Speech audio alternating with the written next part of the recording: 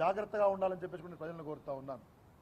సైనిక దళాల సమరోత్సాహాన్ని, వాళ్ళ యొక్క త్యాగాలను, వాళ్ళ యొక్క శక్తి సామర్థ్యాలను, వాళ్ళ విజయాలను రాజకీయ ప్రయోజనాలు కోసం వాడుకోవడం కోసం ఒకళ్ళు తిరంగా ర్యాలీలను చేస్తారు, చేయండి తప్పులేదు. ఒకళ్ళేమో జై హింద్ అని చెప్పి మళ్ళీ అదే సైనిక దళాలని విమర్శించే ప్రయత్నం చేస్తారు. ఇదే కాంగ్రెస్ పార్టీ 10-15 రోజుల ముందు ఇదే ముఖ్యమంత్రి ఇక్కడ ర్యాలీ చేశాడు సైనిక దళాలకు మద్దతుగా. మళ్ళీ ఇప్పుడేమో సైనిక దళాలు తప్పు చేశాయన్నట్టుగా మాడుతూ ఉన్నారు. రేవంత్ రెడ్డి గారు మీరెవరు? దేశ ప్రజలందరికీ హక్కు ఉంది అడగడానికి, కానీ ఏ అంశం మాట్లాడాలి, ఎంతవరకు మాట్లాడాలనే విషయంలో పరిమితులు ఉండాలనే విషయాన్ని కూడా గమనించాలి. ఇవాళ రాహుల్ గాంధీ గారు ప్రధానమంత్రి అయి ఉంటే పాక్ ఆక్రమిత కాశ్మీర్ మనకు వెనక్కి వచ్చేది, మనం గెలిచే వాళ్ళము అని సైనిక దళాల యొక్క శక్తి సామర్థ్యాలని శంకించే విధంగా, కించపరిచే విధంగా మాడుతూ ఉన్నారు. ఇది పెద్ద జోక్. కాశ్మీర్లో కుంపటి పెట్టింది ఎవరు? కాశ్మీర్ సమస్యకు కారణం ఎవరు? రాహుల్ గాంధీ గారి యొక్క మెప్పు పొందాలంటే మీకు చాలా మార్గాలు ఉన్నాయి. మీరు ఢిల్లీకి పోతే 30 సార్లు పోయినా 3 గంటలు గేటు బయట ఉన్నా కానీ రాహుల్ గాంధీ గారు మీకు అపాయింట్మెంట్ ఇవ్వట్లేదు, అది వేరు సంగతి. కానీ ఈ రకంగా పొగిడి లేని అంశాన్ని తీసుకొచ్చి దానిలో సైనిక దళాలను వాడుకొని మీ పార్టీ నాయకుల మెప్పు పొందాలనుకోవడము ముఖ్యమంత్రి గారికి, రేవంత్ రెడ్డి గారికి సరికాదు. మీకు ఒక బాధ్యతాయుతమైనటువంటి పదవిని ప్రజలు ఇచ్చారు, దాన్ని దుర్వినియోగం చేయొద్దు.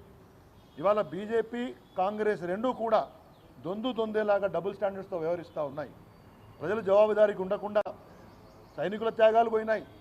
Army, air force, naval forces, paramilitary forces, internal forces అందరి యొక్క త్యాగాలు పోయినాయి. కానీ అది కాదు వీళ్ళకి ముఖ్యం. అసలు విషయం ఎక్కడికో పోయింది. రాహుల్ గాంధీ ప్రధానమంత్రి కావాలన్నా, మోడీ గొప్పగా పనిచేసిండా, ఇదా మనకు కావాల్సింది? ఇవాళ దేశం ఇటువంటి పరిస్థితిని ఎదుర్కొన్నప్పుడు సైనిక దళాల యొక్క సామర్థ్యాన్ని మనం, వాళ్ళ యొక్క త్యాగాల్ని గుర్తు చేసుకుంటూ, వాళ్ళు చేసినటువంటి పనిని మెచ్చుకుంటూ, దేశం ఒక్కటిగా ఉన్న సందర్భంలో కాంగ్రెస్, బీజేపీ దుర్మార్గమైనటువంటి రాజకీయాలు చేయడం, ఆ రాజకీయాల్లో సైనిక దళాలను వాడటం అనేది, వారి పేరును గుంచడం అనేది సరైన పద్ధతి కాదు అనే విషయాన్ని కూడా వాళ్లకు నేను గుర్తు చేస్తూ, దేశ భద్రత, సైనిక దళాల అంశం చాలా సున్నిత అంశం. మాట్లాడేటప్పుడు బాధ్యతగా ఉండాలి. ఇటువంటి స్టేట్మెంట్స్ అయితే ముఖ్యమంత్రి గారు ఇస్తున్నారో, ఇలా కాంగ్రెస్ పార్టీ ఎటువంటి నాయకులను తయారు చేసి దేశం మీద గోలుతుందో, ఎటువంటి బాధ్యతారహితంగా ఉంటుందో మరి వాళ్ళ ప్రజలు గమనించాలని కోరుతూ, ఇటువంటి యొక్క వ్యాఖ్యలు భవిష్యత్తులో పునరావృతం కాకుండా కాంగ్రెస్ నాయకత్వం చూసుకోవాలి. ఈ తరహా విధానాన్ని బీఆర్ఎస్ పార్టీ తీవ్రంగా ఖండిస్తుందని కూడా మీ ద్వారా తెలియజేస్తా ఉన్నాను. ఏమండి, అదే చెప్తున్నా కదా నేను. ఇప్పుడు కాంగ్రెస్ పార్టీ ఎవరిని అడుగుతుందో నాకు కూడా అర్థం కాలేదు. బేసికలీ ఒకవైపు పాక్ లీడర్లు కానీ, పాక్ ఆర్మీ కానీ, లేకపోతే ఒక వెస్టెడ్ ఇంట్రెస్ట్ ఉండి భారతదేశానికి వ్యతిరేకంగా ఉండే మీడియా అడిగేటటువంటి క్వశ్చన్లు రేవంత్ రెడ్డిని మాట్లాడడం అనేది నాకు నిజంగా ఆశ్చర్యం వేసింది. ఎన్ని రాఫెల్ జెట్లు, ఇది ఏం మాట అంటే భారత వాయు సైన్యం యొక్క లేకపోతే ఆమె యొక్క శక్తి సామర్థ్యాలు మీరు శంకిస్తున్నారా? అది కాంగ్రెస్ పార్టీ సమాధానం చెప్పాలి.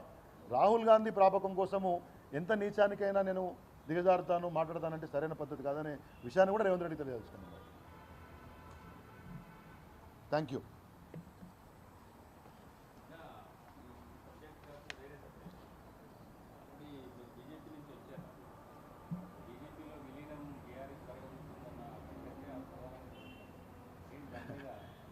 అంటే బేసికల్లీ ఈ అంశం మీదనే నేను చెప్పాలని వచ్చాను. అసలు ఆ అవసరమూ లేదు. బీఆర్ఎస్ అనేది ఒక బలమైనటువంటి శక్తి తెలంగాణ రాష్ట్రంలో. తెలంగాణ రాష్ట్రాన్ని తెచ్చిన నాయకుడు కేసీఆర్ గారు. తెలంగాణ రాష్ట్రాన్ని 10 సంవత్సరాల పాటు బ్రహ్మాండంగా అభివృద్ధి పదంలో నడిపి దేశంలోనే అగ్రగామిగా తలసరి ఆదాయం కావచ్చు, తలసరి విద్యుత్ వినియోగం కావచ్చు, లేకపోతే జీడీఎస్పీ కావచ్చు, జిఎస్డిపి కావచ్చు, ఏ రంగాన్ని తీసుకున్నా, వ్యవసాయం నుంచి పారిశ్రామిక రంగం వరకు, ఉద్యోగాల కల్పన నుంచి మిగతా అన్ని రంగాల వరకు బ్రహ్మాండంగా తెలంగాణను అభివృద్ధి చేసినటువంటి యొక్క నాయకుడు కేసీఆర్ గారు. వారి సారథ్యంలో నడిచినటువంటి యొక్క పార్టీ బీఆర్ఎస్ పార్టీ. కాబట్టి ఇవాళ నేను పరిమితమయ్యేది ఏంటంటే ఏదో బీజేపీతో పొత్తుంటేనో ఇంకోటో కాదు. ఇవాళ 18 నెలల కాంగ్రెస్ పార్టీ పరిపాలన చూసిన తర్వాత ప్రజలందరూ కూడా మళ్ళీ బీఆర్ఎస్ పార్టీ రావాలి, కేసీఆర్ పాలన కావాలని కోరుకుంటున్నారు. కాబట్టి ఇప్పుడు పొత్తులు ఉంటాయా, పొత్తులు ఉండవా అనే విషయం ఇవాళ ఎన్నికలు లేవు, ఆ ఉండాల్సిన అవసరం కూడా మాకు లేదు. ఇవాళ నేను చూశాను ఒకరిద్దరు బీజేపీ నాయకులు అతి ఉత్సాహంతో మాడుతూ ఉన్నారు. నేను ఏమంటానంటే ఆ అంశంలోకి నేను పోను. కానీ బీఆర్ఎస్ పార్టీ శక్తి ఏందో బీజేపీకి తెలుసు, కాంగ్రెస్కు తెలుసు, ఇవాళ రాష్ట్రంలో ఉన్న ప్రజలకు తెలుసు. ఇవాళ బీజేపీ నాయకులు కొంతమంది మాడుతూ ఉన్నారు, మాకు పొత్తొద్దు, మేము రావని. నిన్ను ఎవరు అడిగినరు, ఎవరు మాట్లాడినరు?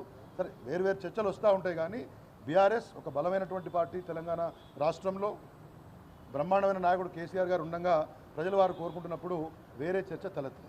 ధన్యవాదాలు. అది రాజాసింగ్ గారును బీజేపీ వాళ్ళు తెలుసుకోవాలి. వాళ్ళ దాంట్లో ఎవరు ప్యాకేజీ స్టార్లు, ఎవరు మేకప్ స్టార్లు వాళ్ళు తెలుసుకోవాలి. Thank you.